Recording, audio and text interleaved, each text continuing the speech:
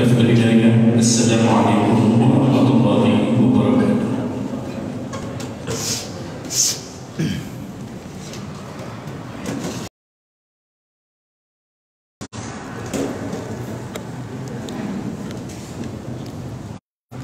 Assalamualaikum warahmatullahi wabarakatuh.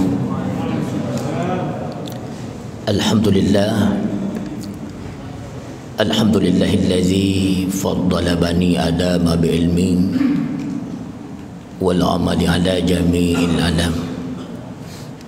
Wassalatu wassalamu ala sayyidil arabi wal ajam wa ala alihi wa ashabihi ya nabi'il ulumi wal hikam.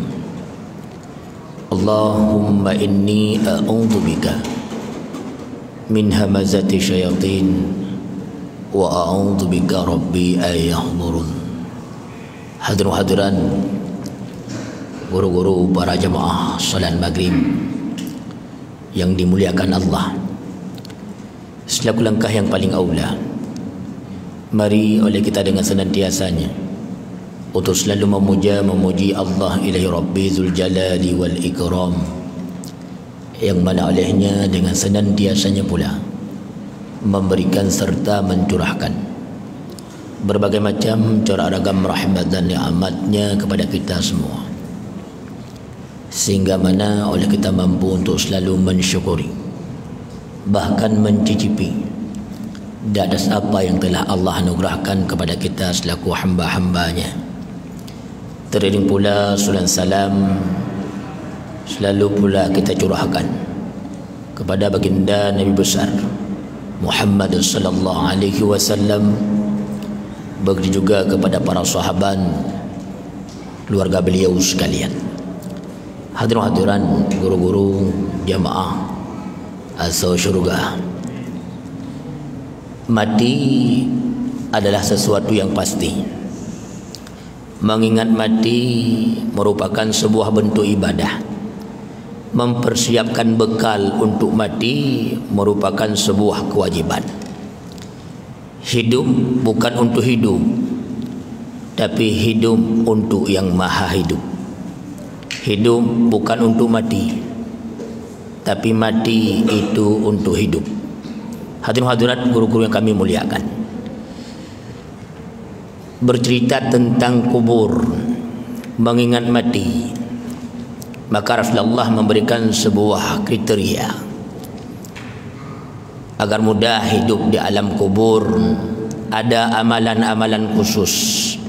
Di antara ubina amalan-amalan, Rasulullah sering mengatakan 4. Pertama,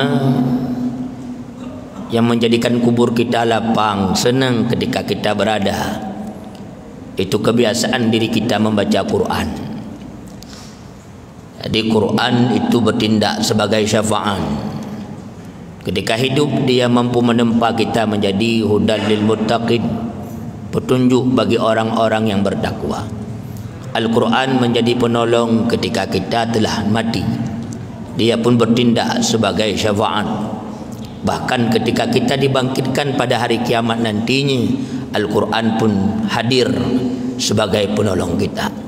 Maka biasakan untuk membaca Quran. Al-Quran, pahala baca Al-Quran berbeda dengan pahala kebaikan-kebaikan lainnya tentu. Al-Quran dalam sebuah hadis riwayat Imam At-Tirmidzi dihitung pahala bukan per ayat, tapi dihitung pahala per huruf. Rasulullah memberi sebuah contoh surat Al-Baqarah ayat pertama. Alif lam dam mim. Alif lam dam mim yang sebuah ayat, tapi pahala yang dihadirkan membacanya bukan satu ayat, tapi karena terdiri dari alif lam dam mim lebar huruf, maka pahala membaca Al-Quran itu 3. Setiap satu huruf dihitung satu kebajikan. Setiap satu kebajikan dikalikan 10. Mana dalilnya? Quran surat ke-6 Al-An'am ayat 160. Man jaa bil hasanati falahu asyru amsalihha. Barang siapa berbuat satu kebajikan, maka Allah membalas 10. Le huruf alif dan lam mim kali siplu kali blue ma ifatna zalikal kitabu la raiba fi. Masa bawa kita baca Quran kan hanya 2 ayat. Mungkin hanya selembar, kalikan berapa huruf, kalikan 10 dupna ke pahala. Maka Al-Quran adalah bacaan yang up to date. Al-Quran merupakan sebuah bacaan yang bercerita tentang masa yang lalu. Kisah Kabil Habil dalam Al-Quran. Al-Quran menceritakan kisah-kisah yang sedang berlaku. Bahkan Al-Quran menceritakan kisah-kisah yang akan datang. Hana bacaan tengku yang makin dibaca semakin bertambah takwa kecuali Al-Quran. Tidak ada bacaan yang dibaca semakin meningkatkannya iman kecuali Al-Quran. Maka Al-Quran harus dibiasakan. Malah dalam kitab Majalisus Saniyah, Rasulullah sering mengatakan bahawa hendak kiranya kebiasaan Rasul, sebelum beliau tidur malam, Rasulullah senantiasa membaca surat Muluk tunggu juz ke-20 syukur. Apa faedah baca surat Muluk? Kata Rasul, menghalangi seseorang daripada azab kubur. Tapi tanggal 22 Maret 2016 pada media massa Koran Serambi Indonesia ada sebuah analisa Profesor Dr. Farid Wajdi, mantan rektor UIN Al-Raniri. Beliau mengatakan bahawa analisanya kebanyakan pemuda-pemuda kita kurang dalam baca Al-Quran. Bahkan beliau mengatakan ubena generasi-generasi pemuda-pemuda di belahan dunia yang paling senang nongkrong duduk di warung kopi pemuda Aceh. Bahkan beliau menyebutkan 80% pemuda Aceh lebih hela duduk buat kedai kopi. Yang 80%-nya tengkula, mungkin roh long-longnya. Bahkan pula ada hasil riset 62% anak Aceh hanjit baca Quran. Yang tahun 2016 5 tahun sudah berlalu, 2021 timbul soal, pukul semakin le generasi Aceh yang mampu baca Quran atau semakin tertinggal. Padahal Al-Quran itu bertindak sebagai penolong. Tapi karena kebiasaan katanya tungku hantam baca Quran, bahkan tidak mempelajari baca Quran, maka Al-Quran yang dibaca tidak mampu menjadi penolong. Padahal Al-Quran itu kebiasaan yang harus dibaca karena dia dipraktekkan dalam kehidupan. Fatihah dalam sembahyang katanya dimulai dari Ummul Quran, itu pun dalam Al-Quran. Ketika Fatihah satu huruf saja cacat, kurang tasdik atau terganti satu huruf dengan lainnya, maka Fatihah itu cacat. Cacatnya Fatihah, cacatnya sembahyang. Bahkan karena Fatihah bertindak sebagai rukunnya sembahyang, maka dukna musibah ketika Al-Quran tidak dipelajari. Dalam dunia tidak mampu membuat kita terarah ketika kita jauh dari Al-Quran. Maka Al-Quran satu syarat di antara 4 syarat yang mampu melapangkan kubur. Kedua, yang mampu membuat hidup nikmat di sana, melapangkan kubur, itu dengan salat. Salat harus disertai bahkan dimotori oleh ilmu. Maka Syekh Ibn Ruslan mengatakan bahawa wa kullu man bi ghairi ilmi ya'malu a'maluhu mardudatul la tuqbalu. Barang siapa beramal tanpa ilmu pengetahuan, maka ubena segala bentuk amal ibadahnya la tuqbalu, tak Allah terima. Kadang-kadang salat kita banyak, yang Allah butuhkan dari ibadah kita bukan kuantitas, tapi yang Allah butuhkan dari ibadah kita adalah kualitas. Limbang bahawa tengku tapi berkualitas itu lebih baik di sisi Allah ketimbang hadir dengan qabliyah ba'diyahnya, witir dan sebagainya, tapi kualitas yang dihadirkan dalam salat tersebut tidak tercukupi syarat serta rukunnya. Jadi orang sembahyang le tengku, orang yang betul dalam sembahyang sedikit, orang saleh le, orang taat le, tapi yang betul dalam kesalehan dan ketaatannya itu sedikit. Maka nahir terkadang kita melihat sebuah gambaran orang salat, ketika sujudnya kaki tergantung, Kita buat dalam fiqih mazhab Imam Syafi'i, solat seperti itu batal. Tertutupnya dagu oleh peci dalam fiqih Imam Syafi'i, solatnya batal. Karena yang solat tidak berilmu, solat rajin tapi solat tidak berilmu. Nak kerja hairan tengok. Tegedi pulan itu masuk neraka gara-gara solat cocok. Matamang neraka tanya wakna semayangnya yang bahaya. Si pulan itu masuk neraka wakna puasa layak. Tamang neraka tanya wakna puasa nyo yang kurang sempurna. Bahkan karena ibadah puasa salat tidak disertai ilmu.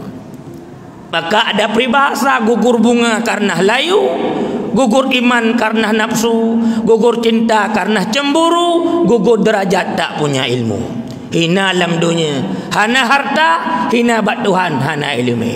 Hadirin hadirat guru-guru yang kamu pemulia. Maka solat ini menjadi satu sebab. Jika solat tidak sah, menjadi satu sebab untuk jadi penghuni neraka. Al-Quran memberikan gambaran. Surat ke-74 juz 29, Al-Mudaththir 42, 43 sampai 46. Allah mengkisahkan, ma salakakum fis saqar, apa yang menyebabkan engkau menjadi penduduk neraka sakar? Mereka menjawab, lam naku musallin, sungguh kami dulunya Allah meninggalkan salat. Walam naku nut'imul miskin, sungguh kami dulu tidak mau memberi makan orang-orang miskin. Wa kunna nakhudhu ma'al khaidin, sungguh kami dulu duduk dua leput pegak kelompok gibah saganya upat sagaje. Ini kriteria isi neraka. Maka parang pasti meninggalkan salat atau neraka. Tinggal sembahyang na dua tengku. Ada kala tidak salat sama sekali, ada kala salat tapi hansip syarat, hansip rukun, yang saban lagi tinggal aja. Maka salat itu tiang agama. Alangkah banyak buah wakaf, infak, sedekah. Itu buah tapi tidak ada pohon, pat kena mukumat buah, dahan dan sebagainya. Maka salat benarkan sehingga dia menjadi penolong ketika kita berada di rumah yang baru. 3. Perkara-perkara perbuatan amalan yang dikerjakan mampu melapangkan kubur, itu sedekah. Dalam sebuah hadis Imam Baihaqi, Rasul mengeluarkan sebuah hadis, al-maitu kal gharik, orang mati itu laksana orang tenggelam. Maka orang yang orang tenggelam butuh pelampung. Pelampung itu sedekah. Dalam sebuah hadis sahih Imam Muslim, Rasul bersabda, tasaddaqu walau bitamratin, sedekahlah walaupun satu biji kurma. Sebab ciri-ciri urung-urung beriman itulah mereka-mereka yang mau bersedekah. Lan tanalul birra hatta tunfiqu mimma tuhibbun, belumlah sempurna imanmu kata Allah manakala engkau belum bersedekah apa yang paling kamu cintai. Kikir, hubbul mal, sipleubah penyakit hati, termasuk cinta harta. Sedekah perlu. Maka dalam Al-Quran surat 74 juz 28 29, surah Al-Munafikun sebelah bawah ayat sekurang 10 sebelah bercerita tentang orang-orang yang menyesal. Kata Allah, hai orang-orang beriman, jangan sampai anak-anakmu, harta-hartamu menyebabkan engkau lalai daripada mengingatku. Wa may yaf'al dzalika fa ulaika humul khasirun. Jikalau harta-hartamu, binatang termakmu, kerendahanmu, apa yang kamu miliki, anak-anakmu membuat engkau jauh lupa kepada aku, fa ulaika humul khasirun, maka kamu termasuk orang-orang yang rugi. Hai orang-orang beriman, ayat 10, bersedekahlah apa yang telah kami berikan untukmu. Berarti harta itu berian Allah. Carang lagaknya mandum Tuhan yang beri kon atas kita. Jangan kamu tunda-tunda sehingga sampailah mati kepadamu. Maka berkatalah mereka-mereka yang mati di antara kamu, Rabbi laula akhartani ila ajalin qarib. Duhai Tuhanku, tangguhkanlah kematian bagiku. Nepudek long siat pi je Tuhan. Bek nemu mati long ila siat mentang Tuhan pi je. Fa asaddaka. Menyo nepudek long nepu tangguh mati long sejenak saja Tuhan, maka aku akan bersedekah. Wa akum minas salihin, dan engkau Tuhan akan melihat aku menjadi orang-orang yang saleh. Wa la yuakhirallahu nafsan idza jaa ajaluha. Sungguh Allah tidaklah pernah menangguhkan kematiannya seseorang hamba. Saya katuk wate katuk tempau han misu semini han mundur sedetik. Ini janji Allah pasti. Maka tengkulam kitab Kasyiful Ghummah diceritakan ruh urung-urung tengah-tengah, dikeluarkan ruh sehingga berjumpa dengan ruh-ruh urung mati. Yang luar biasa, ruh-ruh urung mati diceritakan kepada ruh-ruh yang urung udip bunuh. Sampaikan kepada ahli warisku harta-harta yang lu minta. Kitab karangan Syekh Abdul Wahab Al-Sya'rani. Tapegas anak-anak long perumah-perumah long wali-wali long yang harta lun minta orang malam Jumat bak long pusapat. Ketika aku telah tiada, maka menjadi hak mereka sisihkan kepadaku. Bahkan karena aku menderita, sedikitnya amalanku, sedikitnya sedekahku. Ditanya lewurung, betul ceritanya tu. Tak balik dalam Jawa. Di saat tanya malam kena doa tengku, bismikallahumma ahya wa amut. Dengan namamu Allah aku hidup dan aku mati. Berarti ehnya mati dia. Tapi budah pina doa. Alhamdulillah, segala puja kepada Allah. Ba'da ma amatana wa ilaihin nusyur. Ahli nepudek long, ahli nepmati long. Membuktikan bunuh adalah mati sejenak. Memang waktu cerita kubur, cerita orang mati payah dipahami oleh orang-orang udip tunggu. Sebab cerita mati, tak cerita mati baru udip payah. Baru cocok cerita mati tapi mati tu.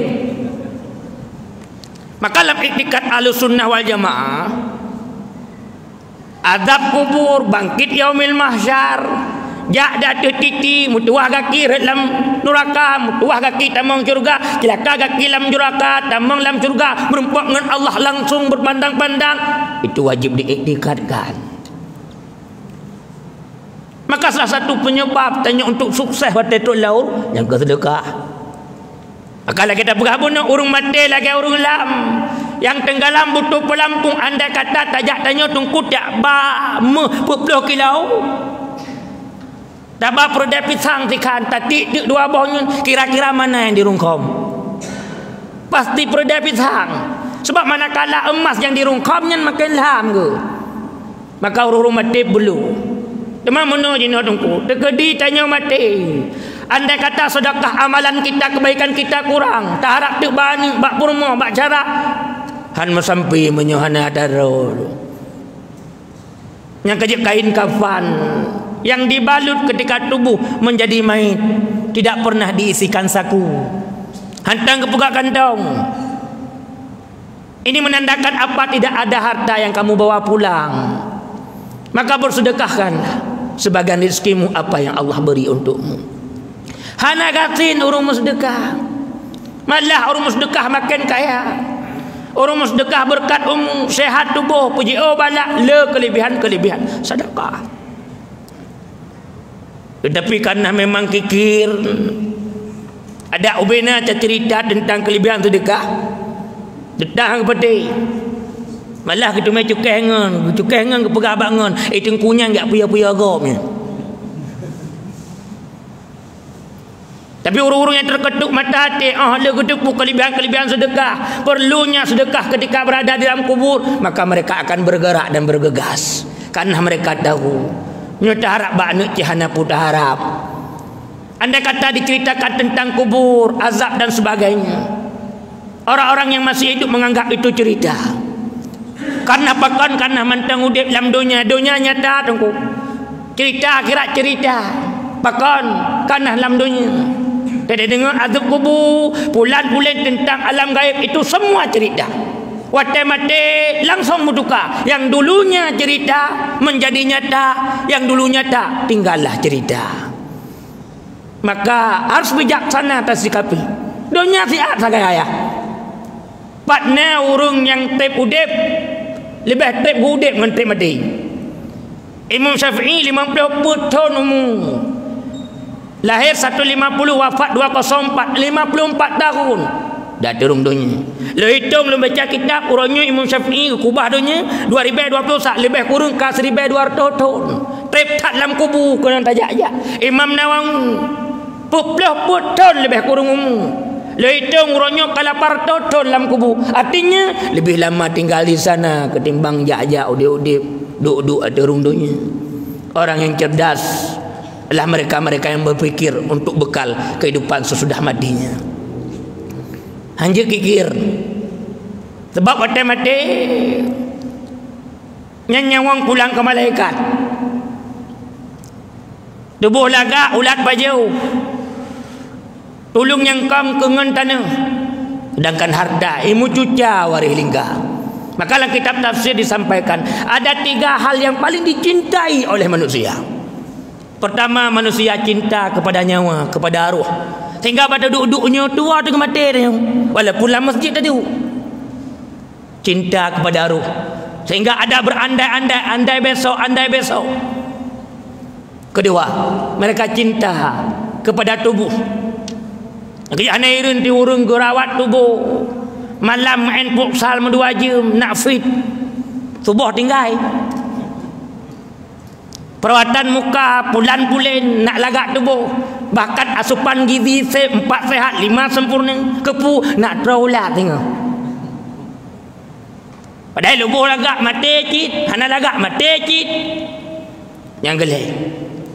Oleh cinta kepada nyawa, cinta kepada tubuh. Pula yang ketiga yang dirindu sangat-sangat tua manusia kerana cinta kepada harta. Dia tengkukan ia berkurung harta-harta yang taju. Padahal hanya berkurung.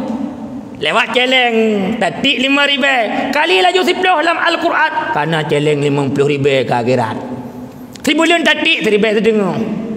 10 ton tatik 10 bulan 15 juta. Makan ruga tak orang mati lewat celeng. Ketulak lagi dia. Gambar lagi kena. Fikir kau main-mainnya. Walaupun 2 ribu, tapi itu amal. Baik kredit. Ketika kaya bantu wujud daya. Ketika harta bantu fakir miskin, anak yatim. Selalu saya sampaikan dalam tausiah-tausiah. Ada 4 hal yang selalu dirindu-rindu oleh manusia. Pertama, manusia itu rindu kepada kaya ketika dia telah miskin.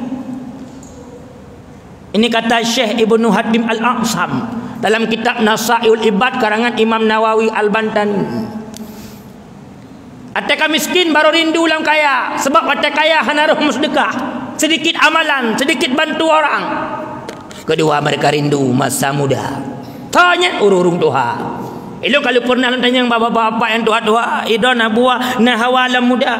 Baga-baga ke hawa tengku. Kepun lunuk damah perumah sabotu. Tergantung punya hawa ke. Maka dalam kitab Nahu awamnya nok kedua penasab isim perafak kabar inna annaka anna lakina laita la'alla bak laita ke contoh laita syababa yaudu yauman. Mudah-mudahan masa muda itu kembali suatu saat nanti. Artinya apa? Ada yang bercita-cita, ada ajit mudanya bergitak lagi. Sebab mudanya peluang emas untuk untuk tamat ilmu, tambah pendidikan, untuk tegak ibadah masa muda. Mamanya masa muda kadoh lalai bak kedai kopi. Lebu kata Tuhan, takut je kedai kopi ni. Harus hijrahlah. Maka dalam buku kunci-kunci sukses Profesor Dr. Aid Abdullah Al-Karni mengatakan jika engkau melihat orang tua hari ini dia gagal, itu bukti dan tanda ketika dia pemuda dulunya adalah pemuda-pemuda gagal. Anda kata kekalian orangnya orang tuanya gagal, nyan bukti tanda ketika jamun jika muda, nyan muda gagal. Nyan kan Aid Abdullah Al-Karni. Kan timbul soal. Maka muda ada syarat untuk sukses. Gelai rindu manusia masa sehat. Waktu sehat hana roh beribadah, hana roh jamaah, pulan-pulen taklif dan sebagainya. Waktu sakit baru hawa azan. Gedengar azan baru hawa ajak masjid. Kalau dia kata sakit baru hawa jamaah, hawa jakbut. Keput dalam babah dekat road. Kasetrok tanya tungku, kena kursi roda. Bengah itulah uluai permoh yang ada sepuk yakut tu. Di kala itu kita menyesali ketika Allah beri kesehatan tapi tidak beribadah. Yang keempat, masa hidup selalu dirindu-rindu oleh orang yang telah mati. Kepu, satu, untuk bersedekah di samping berbuat kebajikan yang lainnya. Hadirin hadirat guru-guru yang kami muliakan.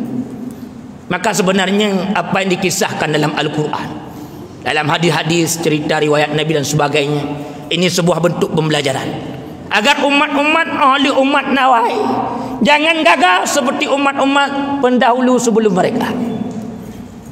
Maka yang keempat, ahli solat, baca Quran, sedekah, yang terakhir yang mampu melapangkan kubur, itulah zikir.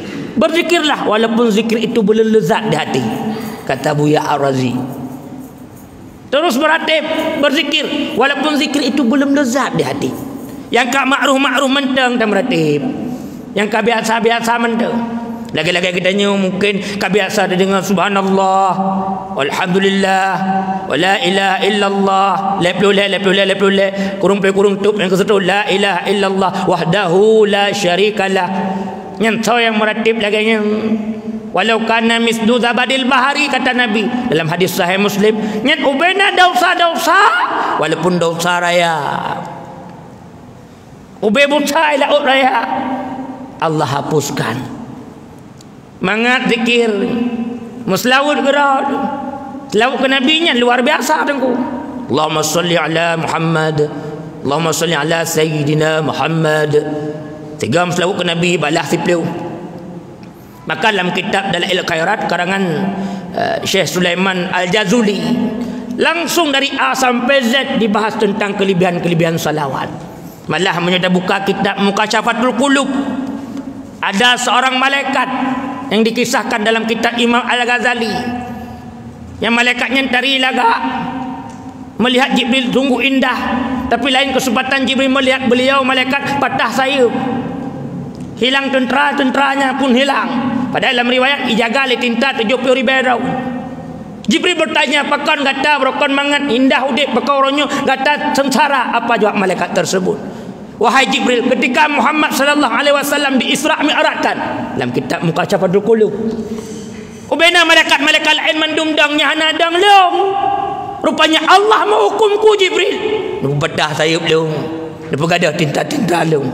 Jibril, jika engkau berjumpa dengan Allah, sampaikan pubat, nak kembali apa yang hilang.